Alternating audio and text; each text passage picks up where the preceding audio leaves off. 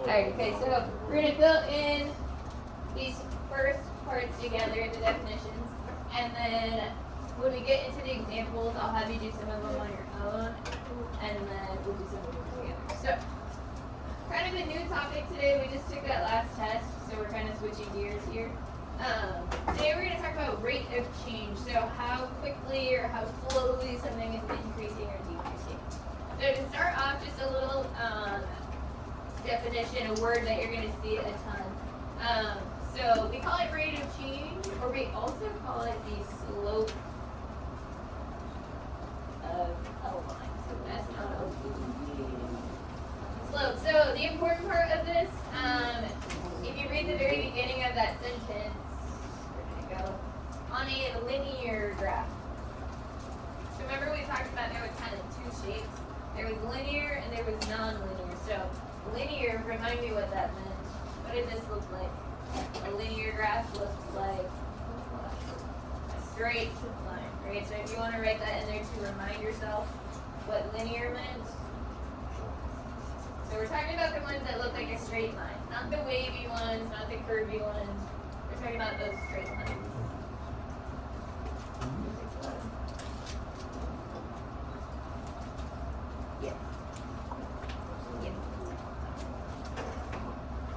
So again, we're talking about those straight lines, and we're going to call it the slope of the line, the rate of change.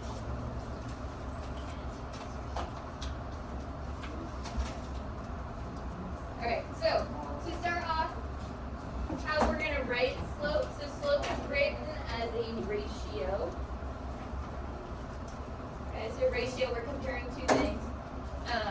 And that ratio is going to be between the vertical change and the horizontal change. So show me with your hand, your arm, what vertical looks like. I'm talking about vertical. This direction is vertical. Vertical is up and down, right? So when we're talking on a graph, right, like down here, the graph, is vertical your x's or your y's? Your y's, right? So we call this the change in y. And to write change, instead of writing the word change, we use some Greek letters. So delta, or a triangle, the change in y. So whenever you see that little triangle, that's just the Greek letter delta, which stands for change. Delta y. So I already heard some guesses for the next one. Horizontal change is going to be what? Delta x. So change in y, change in x. Or the vertical change and horizontal change. Alright, and the important part, which this will come in on your homework, that the slope remains constant for any 2 points on the graph. So in the first examples that we're going to look at, they pick the 2 points for you. But what's important is it doesn't matter which 2 points you pick. If it's on the line, you can use it. So on your homework, it doesn't pick out the points for you. You get to pick those 2 points. So on here, it picks it for you, but later you get to pick. And it's because it's going to be the same no matter which 2 points you pick. So we said constant. But what we mean by constant is it's the same.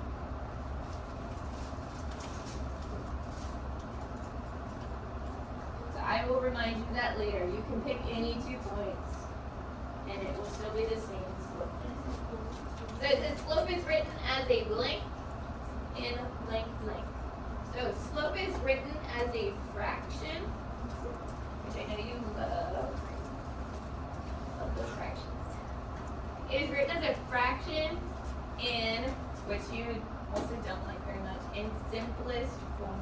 So we're going to have to reduce those fractions when we can. Alright, so I know that's not our favorite thing to do, but we're going to get real good at it. So it's a fraction in simplest form. Alright, and then the variable we use for slope is going to be the letter m. So when I ask you to find the slope, you're going to say m equals some fraction. Okay, so there are 4 different types of slope. That's why there's 4 different boxes right here. The first one is going to be a positive slope.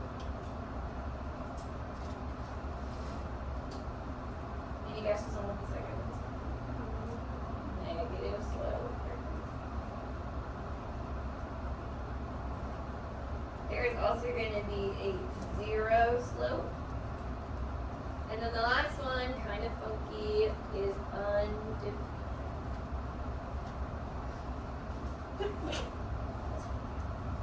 Alright, so 4 different kinds.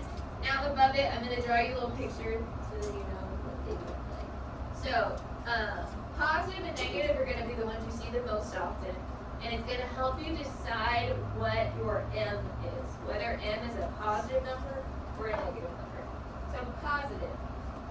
Do you think that's going to look increasing or do you think it's going to look decreasing? Increasing. So we have a line that is increasing. You could make it more steep, you could make it less steep, but it's positive if it's going in the increasing direction, right? So, show me with your hand, what do you think negative is going to look like? Negative? Something like that, right? Depending on how you put your elbow, right? But it's going to go down, right? It's decreasing. It's like you're falling down the mountain, right? It's negative. What about 0? That's a funky one. Okay, I'm seeing 2 different things. So 0 is going to be flat, right? It's got no slope. So think about a mountain, right? If it's steep, right? But if it's got no slope, right? There's no slope, it's just flat, right? So 0 is just a flat, horizontal. What about undefined? Straight up and down, right? Straight up and down is going to be our undefined. So those ones are pretty quick to pick out because we can just visually see whether it's 0 or undefined.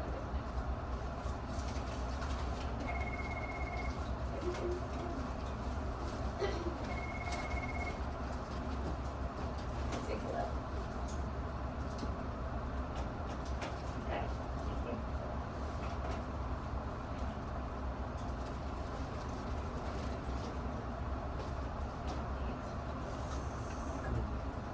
And then these will be on Google questions. Alrighty. Okay, so finding slope. So we talked about earlier, what is slope gonna look like? It is written as a what? A fraction. So I'm gonna write a fraction. Delta y, perfect. Over delta x. Okay, something we also use to help us remember what delta y and delta x is we say that slope is also the rise over the run. Okay, so you're going to have 2 points, and I'll kind of show you what that means with number 1. So you have 2 points. I know it's kind of hard to see on your copy, so those are the 2 points. So I'm going to pretend that I have a little person at this first dot, right? And I want to figure out how much they need to rise and how much they need to run to get to the second point. Okay, so pretend you're standing on this dot. I need to count how many squares I have to go up and then how many squares I have to go over. So rise is how many would go up. And then run, right, you run flat. So how many did you run? So we're kind of going to create this triangle and you can trace over the lines to count your rise and your run. So let's count up. We go up 1, 2, 3, 4, 5, 6, 7. So my rise is going to be 7. So that's what number goes in my numerator. Okay? So my slope, m, is going to be equal to this fraction. Where the rise is 7. Then I'm going to pick up where I left off. And I'm going to count how many to the right I went. Which is 1, 2, 3, 4. So my denominator is 4. So that's my rise over my run, or maybe you want to say my change in y over my change in x. So you see how you kind of drew a triangle? So we call that the slope triangle. Okay, question. Is this going to be positive 7 over 4 or negative 7 over 4? Positive. Because you can look at your picture, right? This I'm going to leave it as a positive fraction. Okay? Any questions so far? Looking good? Alright, let's try number 2 together. Okay, so first you want to figure out where those points were that they picked. Alright, let me make those darker for you. Okay, right off the bat, before I even start figuring out the rise and run, what can you tell me about my slope? It's negative. So my fraction is going to be negative. So before I even know what the numerator and denominator are, just looking at it, I can say that's going to be a negative number. Okay. So this time, instead of rising, you're kind of falling, right? So from the point on the left, I want to figure out how many down I need to go to get to that other one. So I'm going to count down. 1, 2, 3. So 3 at the top, because that was my change in y. Then I count over to the right. 1, 2, 3, 4, 5, 6, 9.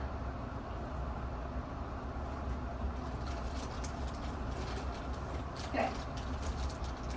So I checked the direction. I checked that it was positive or negative. I did the change in x. I did the change in y. What's the last step? Yes. Put it in symbols form. And I know this is probably our least favorite part, but we're going to get really good at it. Okay, so I think about, is there a number that goes into 3 and 9? 3. So I can divide both the numerator and the denominator by 3 to simplify. So it's still going to be negative. Negative 1 over. If 3 divided by 3 is going to give me 1 in my numerator. And then 9 divided by 3 is going to give me 3 in the denominator. Alright, thumbs up if we're good to move on. Okay, the next two might be a little bit greater. So here's the point. This is a 0. And we can tell just by looking at it, right? So you could still do rise over run, and if you do that, you're going to get 0. But you can also just look at it, and when it's my flat line, my horizontal line, we get 0. So m is just 0. Perfect. Very nice. 4. Undefined. Again, you just take a look at it, and you can tell. But let me show you on this one just for why it's undefined. So why do we call it undefined? So let's pretend I didn't realize that this was undefined. So I'm going to do it the way I do.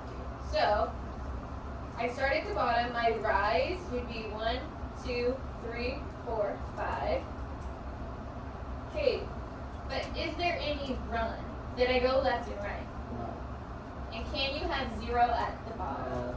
So I would have said, okay, so that's why it's undefined. Because if you tried to use my formula, it would get undefined. Okay, so that's where that comes from. Alright. Okay. So use this page to help you. I'm going to give you a good 3 minutes just to see how many you can do. So if you finish the whole page, you finish the whole page. If you finish one, you finish one. Okay? So I just want to see how much you can get done, and I'll walk around and help you, and then we'll talk about some together, and then I'll let you finish. Can you finish? Alright. I'm just going to give you some independent work time. If you want to work with the person next to you, that's cool. See how many you can get done by 11. So if you only do one, that's fine. If you do them all,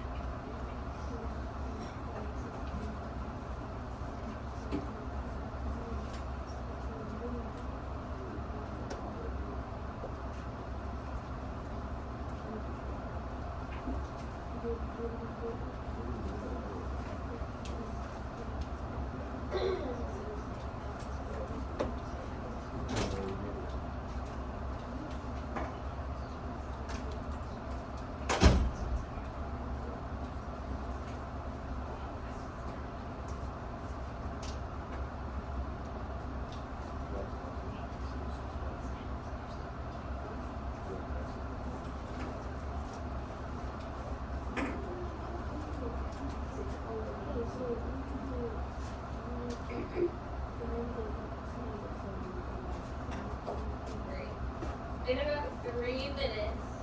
So let's I'm gonna do the first 2 with you just to check in, make sure you're on the right track, and then I'll give you another few minutes to finish them out. So and I'll put this back up after for those of you that may have missed some of it, but let's start with 5 and 6. We'll do these 2 together, and then I'll let you have some more time. So just a little check-in, make sure we're on the right track before you do the whole page. Okay, so again, it's really hard to tell sometimes with the print, it's not that great, but there's the 2 points.